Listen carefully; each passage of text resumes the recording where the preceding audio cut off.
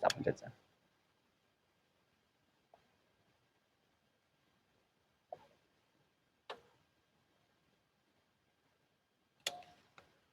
Kula nuwun. Wih, monggo Pak, monggo Pak. Wah, luar biasa. Apa Kenalan kabar?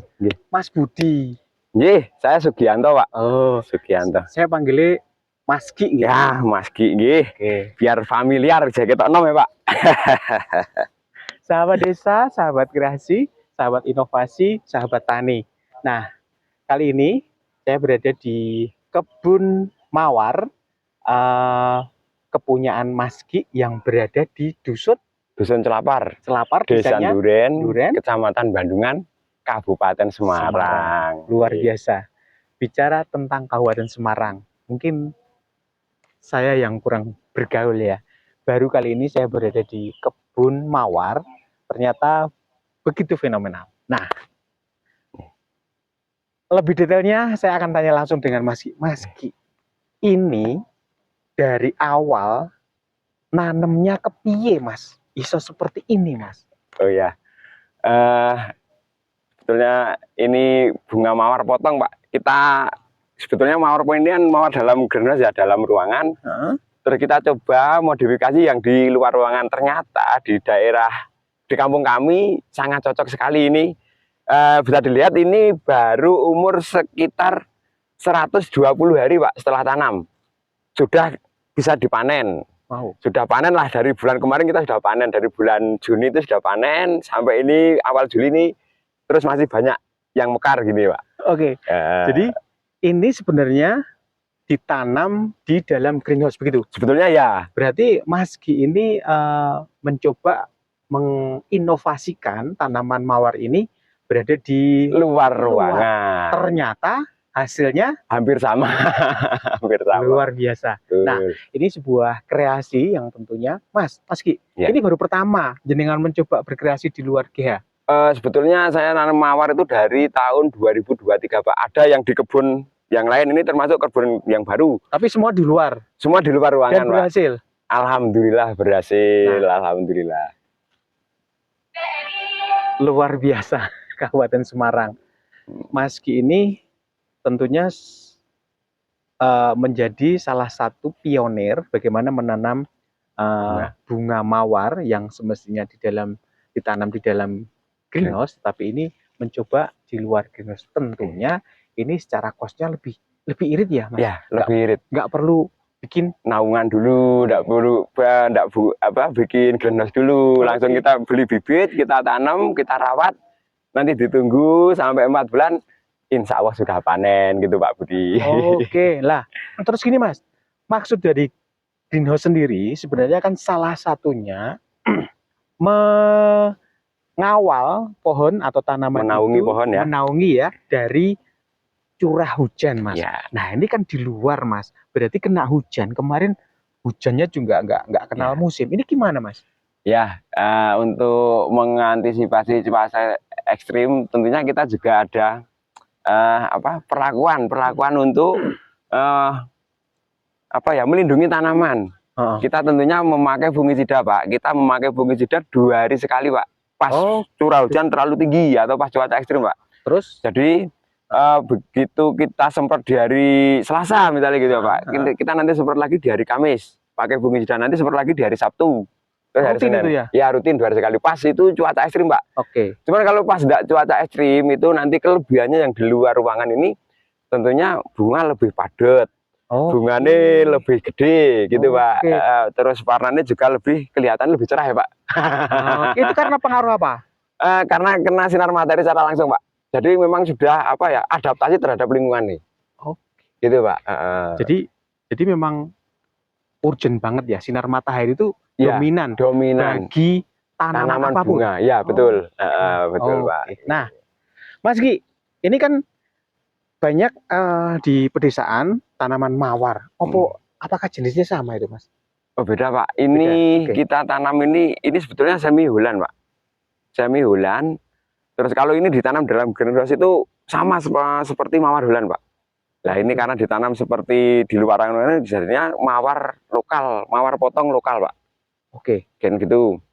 Terus kita irit nggak membuat greenhouse, terus kita tinggal merawat, kasih air, kasih apa pestisida, udah gitu aja panen, kasih pupuk panen Pak. Gitu Dan aja pupuknya ya? ya pupuknya kita berimbang Pak, pupuk kandang sama pupuk kimia. Oke. Berimbang. Nah, terus kalau dulu saya kecil Mm-mm.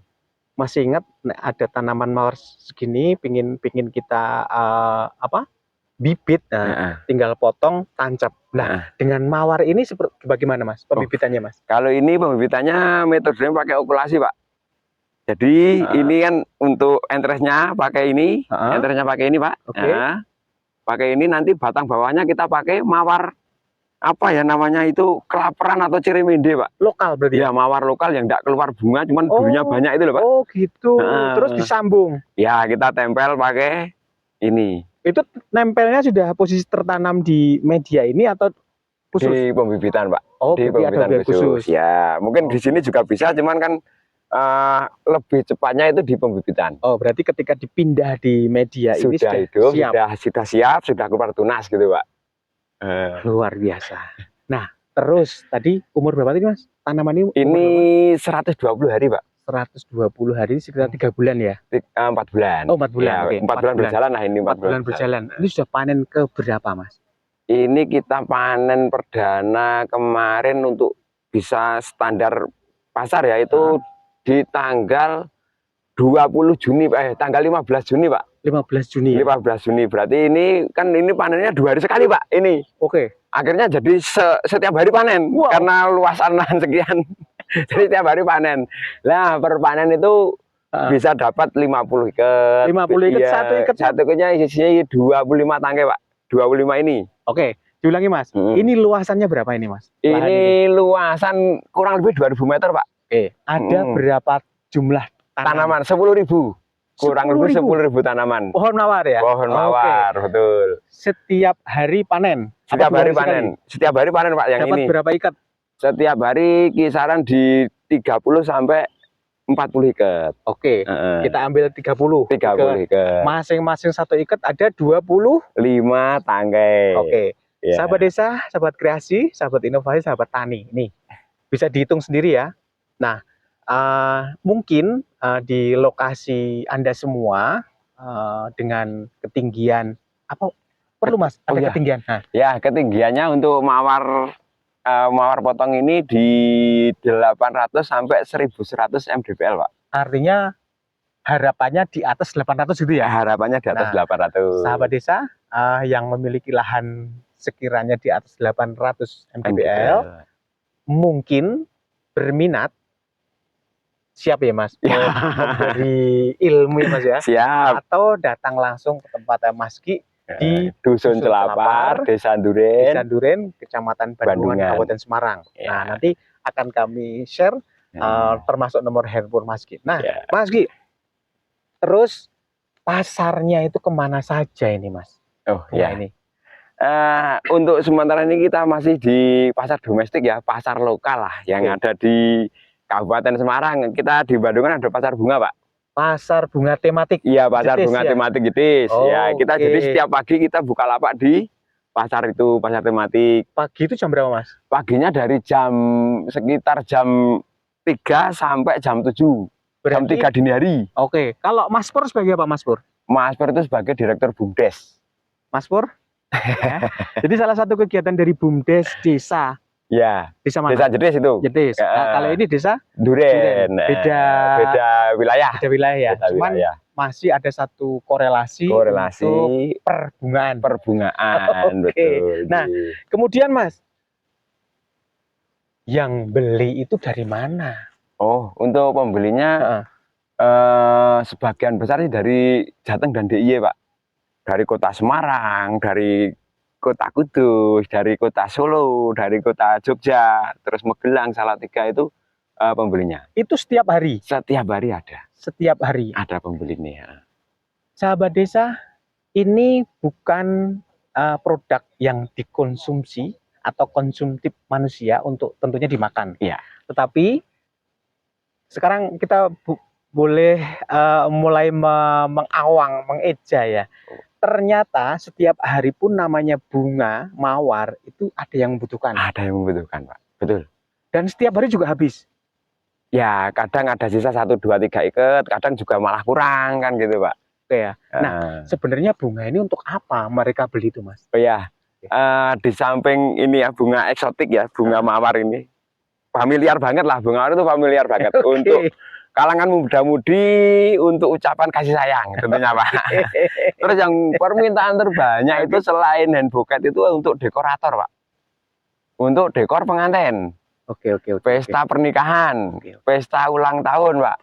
Sampai ucapan duka cita, Pak. Itu pakai mawar. Semua pakai mawar ya? Pakai mawar ada, Pak. Yang duka cita itu pakai mawar, dan bunga-bunga krisan itu pakai, Pak. Ini termasuk mawar mewangi yang indah bukan nih, Mas? Enggak terlalu wangi, Pak. Ini soalnya untuk bunga yang diambil performa bunga nih. Jadi memang identik ketika kita bicara mawar, ada bilang mawar berduri. Tahu semua berduri, tapi untuk mengucapkan rasa kasih sayang, rasa cinta, apalagi anak-anak zaman now. Nah, ini dengan seperti ini. Nah, itu salah satunya konsumtif dari bunga mawar terjadi di masyarakat seperti itu. Nah, kemudian gini, Mas. Selain ini jenengan kan memang di lahan yang memang subur, kemudian alhamdulillah. Selain subur, sinar matahari ini memang langsung ya. Di termasuk perbukitan ya, Mas ya. Di 800 lebih ya sini ya. 800 lebih. Selain bunga mawar, apa saja yang dikembangkan, Mas? Untuk yang kita kelola ya. Nama usaha saya Puspita Krisantimum. Nanti bisa like di Instagram, Facebook, dan TikToknya. Ada ya? Ada. Puspita Krisantimum. Timum itu apa? Krisantimum itu bunga krisan, Pak. Sebenarnya saya berawal dari petani bunga krisan. Oke, lah timumnya? Itu nama Latin, Pak. Krisantimum itu nama Latin dari bunga krisan. Ya. Oke, lanjut. Ya, terus kita budidaya bunga mawar, bunga krisan, terus bunga pikok. Bunga matahari. Bunga matahari itu untuk hand bouquet lah, matahari Holland. Terus gede-gede ya, Mas? Iya, gede-gede gitu, Pak. Terus ada bunga marigold. Yang kita tersedia di kebun. Terus daun-daunan, Pak, untuk pendukung dekorator, Pak. Itu ada daun mimosa, ada daun moleka. Itu dibudidaya juga? Dibudidaya. Berarti jenengan punya itu semua? Ada. Ada semua. Ada, Pak. Nah, sahabat desa, sahabat kreasi, sahabat inovasi, dan sahabat tani milenial. Tentu bicara tentang pertanian, persawahan, pekarangan, perkebunan, kita juga hari ini diperkenalkan tentang bunga cinta. Ya. jadi ternyata bunga pun juga menjadi satu komoditi ya. Mas Ki, pilihanmu kenapa di bunga? Bukan di alpukat misalnya, bukan di durian misalnya, atau bukan di padi. Kenapa? Dulu saya petani hortikultura, Pak, petani sayur-sayuran, Pak. Oh gitu? Ya, dulu sebelum tahun 2012 itu saya sebagai petani hortikultura. Ada tomat, ada cabai, ada sayur daun, ada pakcoy, dan lain sebagainya itu, Pak. Nah, ini dia. Tentunya ada pembanding ya, karena jenengan mengalami. Kenapa pilihannya ke bunga? Dulu di sayur itu harganya cenderung nggak bisa naik, nggak bisa apa. Kita belum menemukan pasar yang tepat untuk jual untuk transaksi di sayur waktu itu ya, untuk hortikultura. Terus akhirnya kita di tahun 2012 kita balik arah lah dari pertanian sayur, kita geser sedikit untuk pertanian bunga. Yang dulu pertanian konsumsi manusia, terus sekarang kita lihat grafiknya di gaya hidup orang. Untuk bunga itu untuk dekorator, untuk gaya hidup ya. Tentunya ya memang tidak semua orang membutuhkan, cuman kalau pas membutuhkan tuh belinya banyak. Dekorator pengantin tuh bisa habis 25 juta, 30 juta, kan gitu, Pak. Kalau setiap hari belinya sayur atau makanan yang dikonsumsi paling habisnya berapa, Pak? Ini termasuk strategi juga akhirnya. Betul, selain itu apalagi? Selain itu karena di lingkungan kami atau di masyarakat kami itu cocoknya di bunga, Pak. Datarannya mendukung banget. Iklimnya mendukung, suhu dan cuacanya sangat mendukung. Akhirnya kita bisa agak mengirit biaya produksi, termasuk beli pestisida dan lain sebagainya gitu, Pak. Kalau di pertanian sayur kena hujan terus, kita pestisida terus, pas panen harganya hancur misalnya gitu kan, kita nanti balik Tekor ya? modalnya lama. Nah, sekarang tadi udah memperbandingkan nih tentunya. Artinya nek sederhananya begini, luweh untung bunga kan begitu. Luweh untung bunga. Kan Luweh begitu. untung bunga, Nah, betul. sekarang boleh tahu enggak harganya piye Mas bunga itu, Mas? Ya harganya sementara Harga pasar deh. harga pasar Oke, ya kalau misalnya masih mawar nih tadi. masih fluktuatif ya. Cuman kalau pas di apa momen bulan-bulan khusus untuk banyak pernikahan, contohnya bulan haji kemarin Pak. Oke. Itu Mawar wah, satu ikat berapa Mas? satu ikat di pasar Bandungan itu sampai di 75 sampai 100.000 Pak. Satu ikat isi 25 itu? Iya, dalam arti satu tangkainya itu bisa di 25.000 2.500 sampai 3.000. Satu tangkainya Pak. Segini ya? Iya, satu tangkai ini Pak. Terus kalau harga anak-anak bulan-bulan biasa kita satu tangkainya di kisaran 2.000 Pak. Oke. Jadi satu ikatnya sekarang 50.000 sampai 60.000 tergantung, kan ada yang super, ada grade-nya Pak. Ada grade A, B, C gitu Pak. Sahabat desa, sahabat tani, sahabat kreasi, sahabat inovasi, ternyata menarik juga ya pertanian bunga yang berada di sekitaran Bandungan. Karena memang Bandungan dikenal ada satu pasar bunga tematik ya, di Pasar Jetis yang kebetulan tadi sudah disebut ya, Mas Pur ini sebagai direktur BUMDesnya, penggagas dulu ya. Nah, harapannya memang hal ini sengaja kami angkat, kami ungkap untuk sebuah literasi, untuk sebuah informasi bahwa di Kabupaten Semarang ada sesuatu yang perlu kita ketahui terkait dengan budidaya bunga. Nah, dalam hal ini bunga mawar. Tapi tadi sudah disebutkan ada bunga matahari, ada bunga kirsan, ya, apalagi Mas? Bunga pikok. Bunga pikok, ya, terus bunga apa daun-daunan pendukung dekorasi Pak. Yang semua itu kebetulan Mas Ki ini juga duwe kabeh. Ada di kebun, ada di Jadi kebun. Sahabat desa mungkin ada yang di luar provinsi, di luar kota, atau mungkin di luar negeri. Ya. Orang sah ada dadak ning londo ya. Di kita kaya sekali dan siap Mas suatu waktu ada rombongan dari Timor Leste ini misalnya ke sini untuk belajar budidaya, boleh? Boleh. Dan sudah berjalan? Sudah berjalan. Sudah berjalan. Nah, ceritakan Mas sedikit Mas. Ya, waktu itu kita juga kenalnya dari teman melalui sosial media mungkin ya, terus dikenalkan ke usaha kami. Nah, dari saudara-saudara kita yang ada di Timor Leste itu pengen belajar budaya bunga potong Pak. Waktu itu pengajuannya di bunga krisan. Terus koordinasi ke sini untuk coba belajar selama 1 minggu di sini.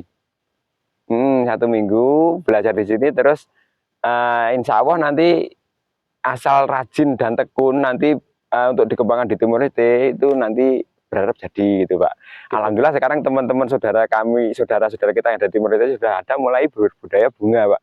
Ada bunga krisan, bunga mawar juga, terus bunga-bunga lokal di sana Pak. Dan dari tingkat ekonomi daripada tanaman sayur juga di sana ternyata lebih naik di bunga-bungaan, bunga potong gitu Pak. Oke, keren. Mas Ki, kira-kira dengan prospek, kemudian potensi, kemudian jenengan sudah beraktivitas dengan produktivitas, tadi saya lihat ada berapa jumlah karyawan sekarang? Ya, bukan karyawan lah, rekan kerja, teman-teman kerja yang membantu kegiatan kami, membantu di Puspita Krisanti itu ada 25 orang, Pak. Setiap hari? Setiap hari. Liburnya hari Minggu, Pak. 25 orang ngapain aja itu Mas tugasnya Mas? Ya, ada di pembibitan bunga krisan. Ada di produksi krisan. Produksi pikok. Produksi mawar. Terus merawat dan konstruksi. Konstruksi itu bikin greenhouse, perbenahan greenhouse dan lain sebagainya gitu. Keren. Termasuk panen. Pas panen. Ya, ini tim produksi mawar itu ada 4 anak. Terus packingnya juga. Terus nanti yang bawa ke pasar? Saya sendiri dan istri. Jadi nek pas ono hasilnya karena ujug duit gawe dhewe. Mas, 25 itu gimana sistem penggajiannya, harian atau bulanan? Setiap minggu Pak. Jadi harian, harian kita gajinya setiap minggu Pak. Oh gitu, harian tapi diberikan per minggu? Iya, setiap hari Sabtu sore gitu ya Pak. Sahabat desa, sahabat kreasi, saya yang tentunya sangat bersyukur sekali di kesempatan sore hari ini tidak ada kontak, tidak mengenal, tetapi saya dipertemukan olehnya, betul-betul ketemu dengan Mas Ki ini. Tidak tahu entah bagaimana, tapi saya sampai ke tempat packaging tadi, nggih. Iya. Tempat produksi Di juga gudang. pembibitan, di gudangnya, dan ini di kebunnya. Nah, tentu ini satu hal yang digariskan olehnya untuk terus saya melalui Budi Prasetyawan Official dan TV Desa mengungkap tentang potensi yang ada di Kabupaten Semarang khususnya dan di seluruh Nusantara terkait dengan pertanian. Karena apa? Saya selalu mendengungkan kata-kata desa, karena di sebuah desa ini memiliki satu wilayah tentunya identik dengan pertaniannya. Betul. Desa identik dengan petani, mungkin itu sawah, mungkin itu pekarangan, mungkin itu perkebunan. Dan kali ini saya dipertemukan Mas Ki dengan budidaya berbagai macam bunga. Nah, mudah-mudahan bagi Anda yang ingin mengembangkan, ini menjadi sebuah literasi. Bagi Anda yang belum tahu tentang Indonesia sesungguhnya, nah ini menjadikan sebuah informasi, dan sepertinya dengan kondisi kita sering melihat yang ada di atas sana, di Senayan, yang duduk di kursi empuk, orang-orang yang selalu berpakaian rapi, kemudian berdasi, ternyata toh banyak yang busuk dan bobrok. Tapi kali ini saya bersama Mas Ki berada di sebuah pekarangan perkebunan persawahan ini sangat luar biasa. Mas Ki, nggak sok pernah berpikir, ono wong brengsek separtam itu, terus kondisi ekonomi yang nggak karuan, jenengan ngefek nggak sebenarnya sebagai petani? Sebetulnya kita juga mengeluh juga gimana, akhirnya kita berdamai dengan keadaan, Pak. Oke, artinya berdamai dengan keadaan, akhirnya kita berkreasi, toh nanti pasti ketemu jalan keluarnya, gitu. Jadi pada intinya mereka orang tani yang berpotensi, yang berproduksi itu nggak ngurus ya. Silahkan Anda berbobrok ria, tapi kami tetap berkreasi. Berkarya. Betul. Terakhir Mas, harapannya jenengan apa tentang pertanian bunga? Untuk regenerasi petani ya, yang dari zaman dulu atau masih yang dilakukan petani itu kan sekarang minim generasi penerus, Pak. Oke. Jadi saya berharap nanti regenerasi dengan potensi-potensi yang ada di masing-masing wilayah lah, kita petani bisa berdaya, kita petani bisa berguna dan bisa berkarya untuk kemajuan negara kita. Tentunya gitu, Pak. Saya berharap nanti regenerasi atau generasi-generasi penerus itu cintai petani, cintai pekerjaan sebagai petani, Pak. Itu nantinya prospek yang akan datang atau ke depan, masa depan dan lain sebagainya itu insya Allah nanti petani itu nomor 1, Pak. Karena selalu dibutuhkan gitu. Masya Allah, luar biasa. Nah, ini tentu yang disampaikan Mas Ki ini bisa didengar ya orang-orang yang ada di sono. Ini sangat luar biasa. Harapannya Mas Ki ini sudah berpikir bagaimana keberlanjutan pertanian ini.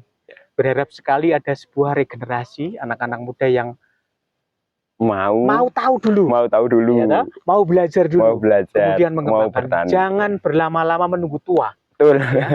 Ternyata sebuah desa punya potensi yang sangat luar biasa. Ternyata bertani memiliki potensi yang nggak ecek-ecek, nggak main-main. Nah, ini sebagai buktinya Mas Ki. Nah, mudah-mudahan tayangan ini selalu menginspirasi kita semua.